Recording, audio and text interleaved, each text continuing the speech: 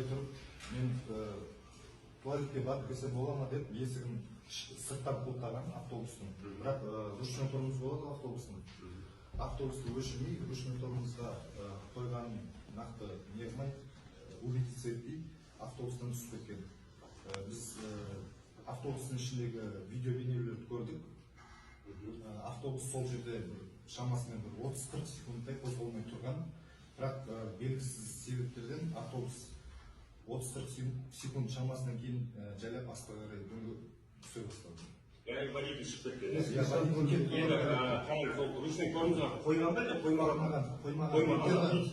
Мен болса жауап беріңіз. Бұлда қазір тергеу жұмыстары жүріп жатыр. Жоқ, егер қоймаған жағдай болса, екінші сұрақтарда автобустың сонда техникалық жағдайы сәйкес келмей ме оған?